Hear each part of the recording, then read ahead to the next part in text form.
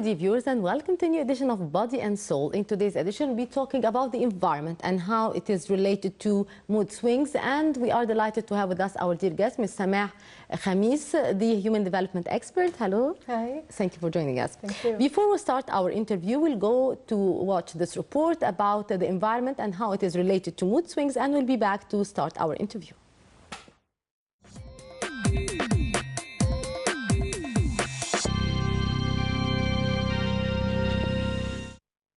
It's a form of major depression that appears this time of year, when the days get shorter and the temperatures get colder.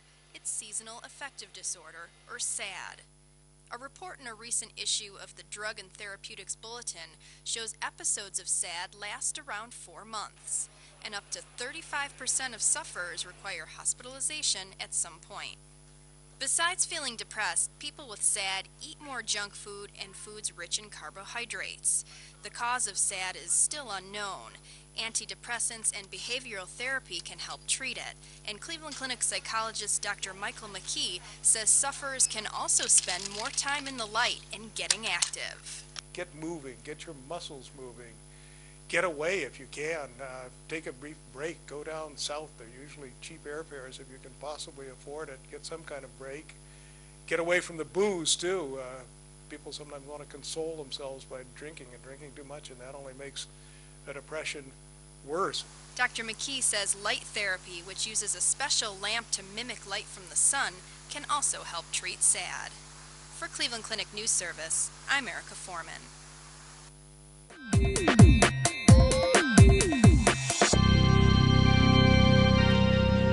And welcome back. Now we'll start our interview about how the environment is related to the mood swings, and we'll start with Ms. Samah Khamis, the human development expert and a neuro-linguistic programming practitioner.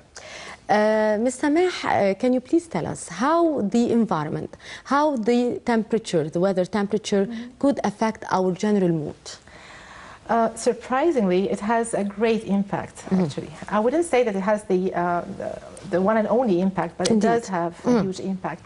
So, for example, if you monitor or examine people and their behavior in summer and compare it to their behavior in winter, you find that there's a huge difference in some cases. So, for instance, you might find this person is more liable to being a bit aggressive in summer, hot-tempered a little bit. He would be somewhat impatient. And the very same person would act in a different way in winter. You would find him a little bit self-composed. I wouldn't say that it would be like 100% degree of change, but at least you would notice that there is some kind of difference in this person's behavior. Again, I wouldn't say that this is a general fact that would actually apply to everyone, everywhere. So it depends also on certain personal characteristics and properties. But usually the weather, yes, and the environment does have an impact on the person's behavior and attitude. But can we say that such an effect from the environment could change from one person to another? For example, one person is more oriented, more comfortable during the summer season. I have been hearing a lot of friends saying, we are waiting for the summer, we want the sun, the beach, and all of this. And on the other side, some people are loving the cold weather, the rains, and sometimes the snow, for example. That's true. So some people are more in love with the summer and others with winter. So how this could affect the general feeling? Yeah, we're talking here about the general temperament. I mean, this is the general thing that people would be affected in a way or another by the weather. But when we come and examine this on every person's in a different way, or in how this person in particular reacts to the weather change, then definitely we'll notice that there are some kind of changes. However, we will see that usually, I mean, there's this university, Princeton University, and it conducted a research report trying to find out the answer to this question. Does the environment and the weather in specific, does it have an impact on person's behavior? And they found out that yes, it is true. And after several studies, they found out that a person would tend to be a little bit ill-tempered when it comes to summer more than in winter. Whereas in winter, he will be liable to depression. So you see him a bit depressed when it's gloomy or dim. Am I saying that everyone will respond the same way? No. As you just said, that people differ in the way they prefer, the preferences, or the way they enjoy their time. Definitely that will also have an impact. But in general, this is what these studies have actually noted, that there are some major features concerning weather changes. A closer study, however, mentions something which can have a scientific explanation to this. You know, there are hormones that the body actually injects. So there's the serotonin hormone, and it has to do with the exposure of the person to daylight. So it says that... daylight, you mean here the sun or any daylight, yes, even if it's winter and sunshine, there is no sun? So the less sunshine you're exposed to, which means usually in winter, the less than serotonin is injected, and therefore you're more liable to depression. So that could be one of the interpretations. Ms. Samah, we have to mention here that Egypt is a country where most of the time we are in more of a summer season, more of high temperature. So can we say that it has a general reflection, a general relation to the general mood and feelings of the Egyptians? Usually, when you come to see, for example, when you want to define a certain country and the way people behave in this country, you will just monitor the general behavior. Yeah. So we are labeled to be a bit hot-tempered, and we easily lose our nerves. The majority of the... Are we labeling all Egyptians the same way? Of course not. But this is how most Egyptians are. Am I also saying that this is the only factor, that the weather is the only reason why they're behaving this way? Of course, again, not. Yeah. There are other factors like the social and economic and every other thing you can think of now, that they're facing many difficulties and difficulties in this period of time. But the major thing is that most Egyptians, yes, they are whenever they're subjected to difficulties, they tend to lose their temper in a way. Is it only the Egyptians? No. Also, some other countries that share the same weather are also, you know, you find that people there are, they tend to react in a similar way, like, for example, Italy, like North African countries. And so can we group the people? For example, when you see some people abroad, for example, you say these people are Mediterranean, these are Scandinavians, these are Asians. So how can we relate this to the environment and their attitude, not only how they look? That's a good question. Actually, yes, you tend to see common features that actually that prevail in certain countries that are located in specific areas. So that actually proves the idea that the weather, the location, does have an impact. It plays a role in the way people behave, in the way they respond, in the way they react to certain situations. But again, we need to see this in a different view. I mean, that the weather is an external factor. So putting your mood in the hands of an external factor is not really a good choice.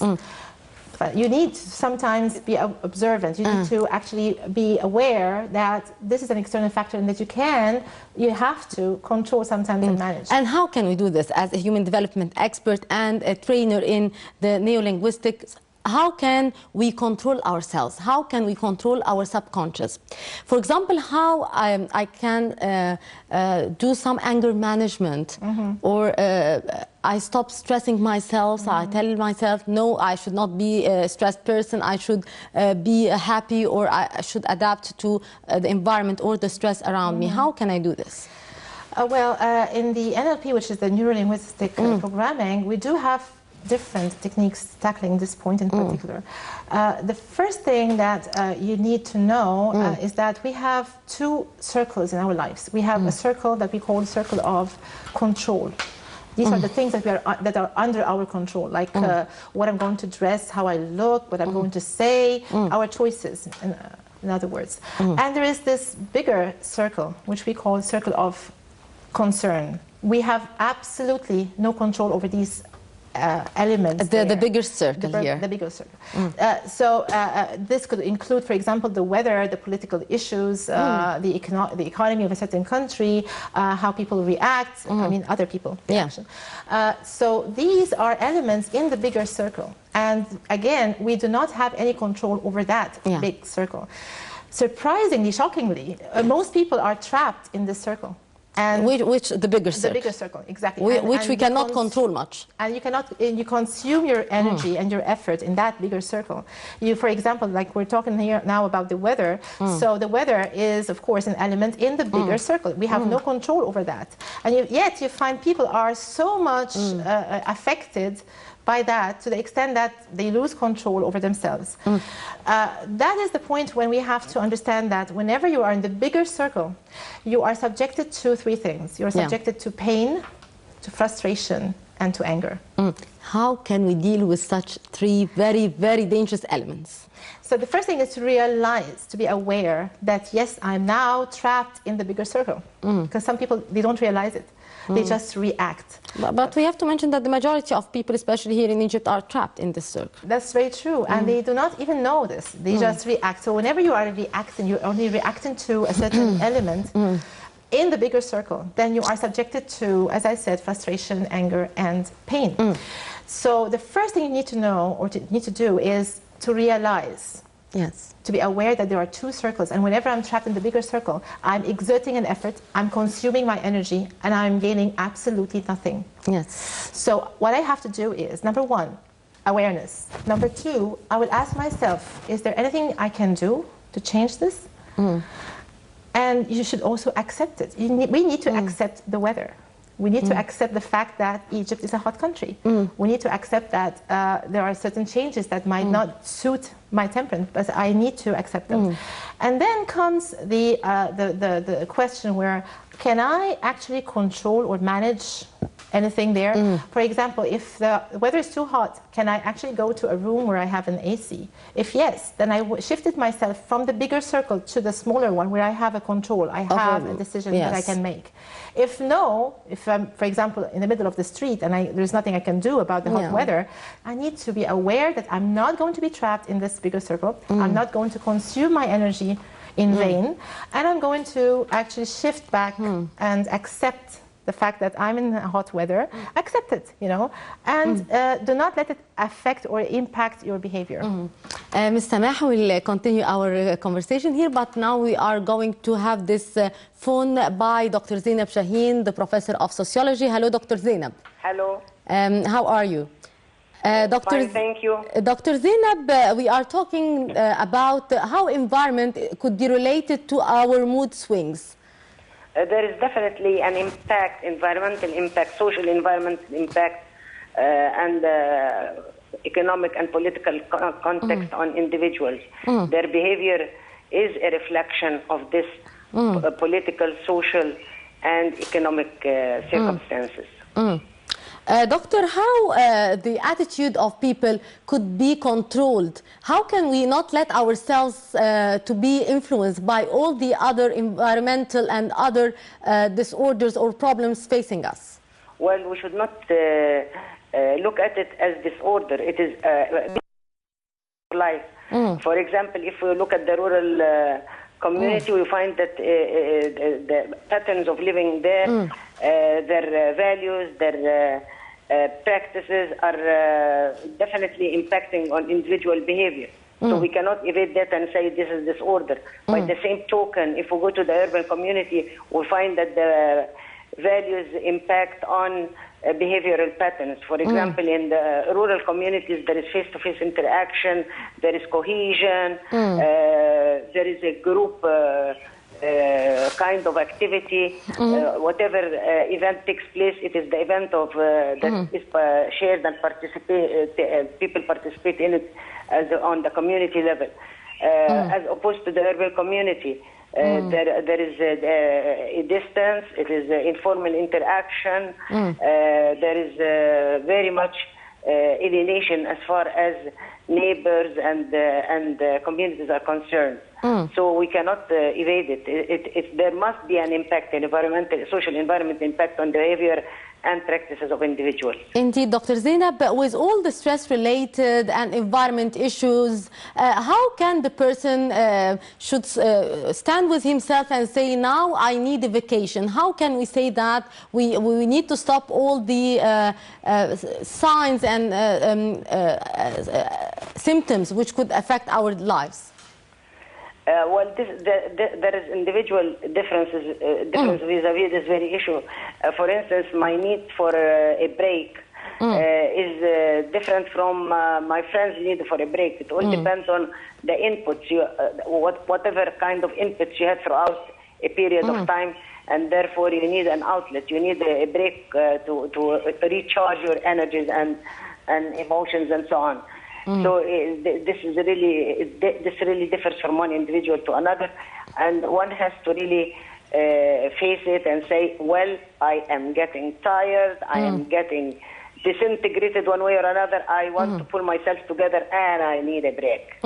Indeed, Dr. Zainab Shaheen, the professor of sociology, thank you very much for your input. And back to our guest in the studio, Ms. Samah. How can we be affected by all the environmental and stress signs and elements around us, to the extent that we need to visit a shrink, we need a psychiatrist or a human development expert in order to get us to be at ease with ourselves?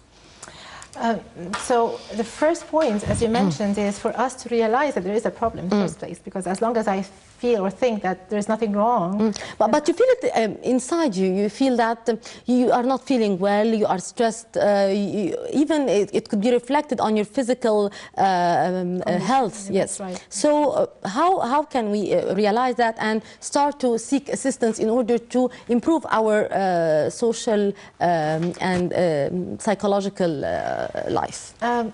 Well, the first step is to realize, to admit that, yes, I do have a problem that needs to be solved. And it seems that I am incapable of solving it myself and I need some help. And this in itself is a proactive attitude. So instead of being a reactive, a person who is always trapped in this circle, exactly the circle of passivity and negativity, then I would try and pull myself out of it. And first thing I should do is to admit that I need help. There's something wrong and I need assistance. So that's the first thing. The second thing is to be an open-minded person, to listen to that practitioner and to really trust that person's guidance, and then to follow the steps. Usually what we do with our clients is to get them to develop what we call emotional intelligence. And as you know, emotional intelligence is a theory started by John Mayer, and he actually described it as an intelligence that requires four basic angles: self-awareness, self-regulation, motives, and social skills. So what we really want to cater to now is the self-awareness and self-regulation. So once we are aware of something, we need to regulate it and start working on it afterwards. I will get back to have some tips about how to get acquainted and accepting our environment and all the environmental and other effects which could be affecting our lives. But now we'll take this report about the interesting data over the effects of environment on the mood, and we'll be back to resume our interview.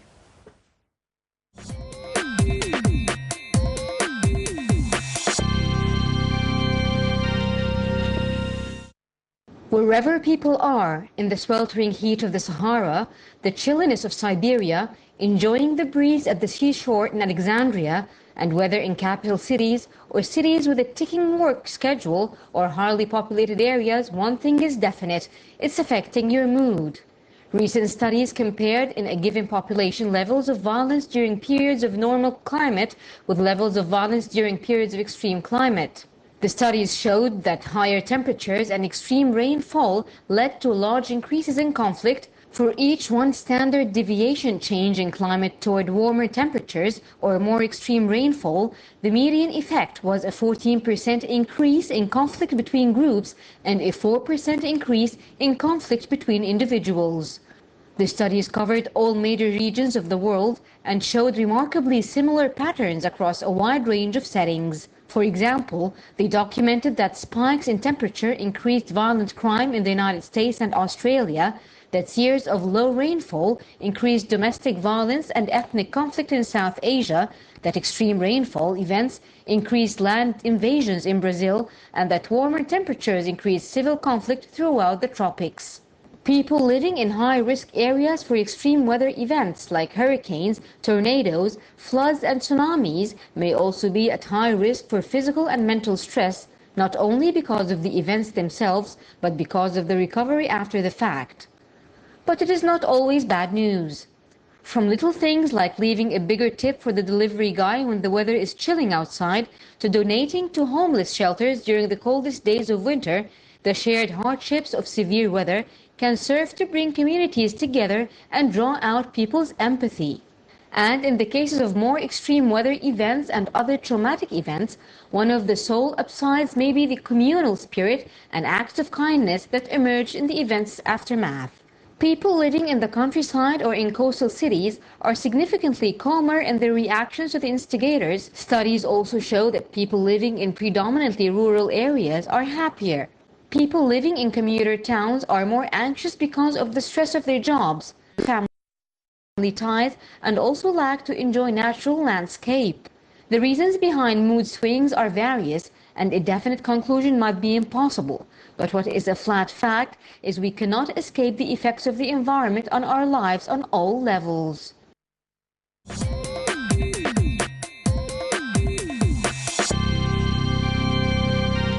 Back to our dear guest, Ms. Samah Khamis. Ms. Samah, how, from your point of view and according to your observations, are the Egyptians more at ease? They are in more positive and good mood. In which season? The spring, summer, or what season? Winter? I would say spring, but unfortunately spring is very in short. Egypt. Exactly, it's almost and majority of the time it's sandy, the weather is not very much. Yes. Well, actually we face challenges in all seasons, especially in winter and I summer. believe the fall here is the best season in Egypt. It could be, yes. It depends, again, on how we see it and how we, again, react to it. So, for example, for some people, they would see fall as, again, something that they are looking forward to, whereas others, they would be anticipating some more problems when it comes to winter or summer. So the person's understanding and his image of the season has a great impact on how he reacts to it. Indeed, indeed. Now, as a neuro-linguistic programming and practitioner, can you give us some tips on how to control ourselves, how to control our inside in order to accept all what we are facing in our daily lives with all the challenges, starting from the environment to the work stress, everything? Yes, I think I can share something with you here, which is, which might sound a little bit different and strange, which is that I'm not my feelings and I'm not my thoughts.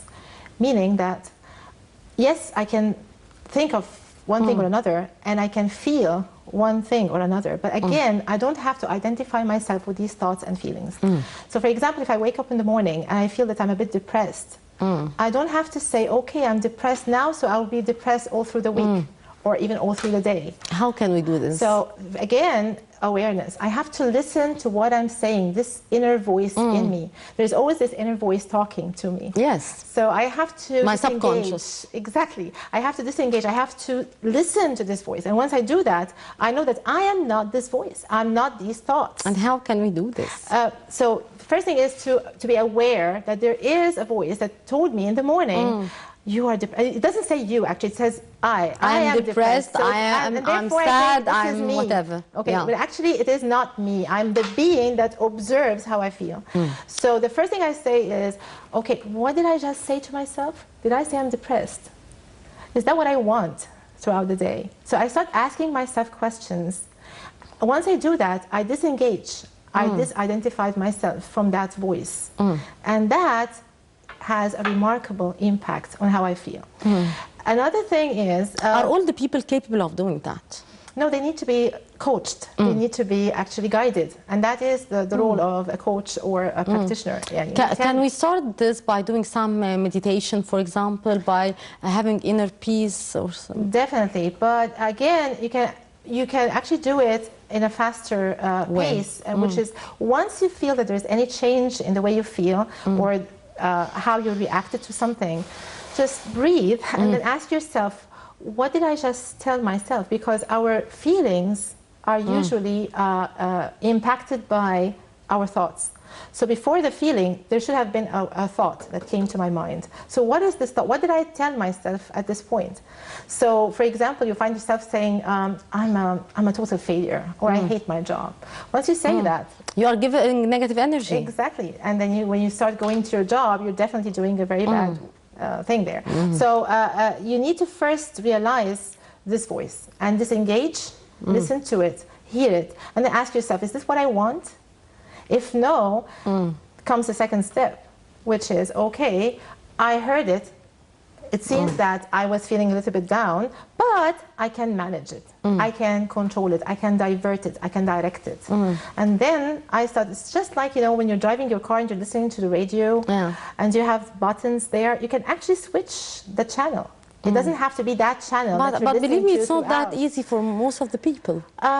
Once you realize the thought, I'm not saying that you would change 100 degrees, but at least you will be able to disengage. You don't have to be totally absorbed. You don't have to be a reactant person. You can be a proactive. You can start thinking exactly what is it that you want. You start to feel that you have a choice in how you feel and what you think, instead of being a victim, instead of being a person who's only reacting to a certain thought or feeling. So again, the first thing we should do is listen to what we're saying to ourselves and ask ourselves, is that what I want or not? And if it's not, then what can I do to change it? And believe me, when you ask yourself that question, you might find that there are things, very tiny things that you can do to change your mood. Indeed, Ms. Samah Khamis, a neuro-linguistic programming practitioner and human development trainer, thank you very much for being with us, and thank you very much for your advices. Thank you. And with this, we come to the end of this edition of Body and Soul. Hope you have enjoyed it. Until we meet again, I'm Mahis Rabia. Many thanks for watching.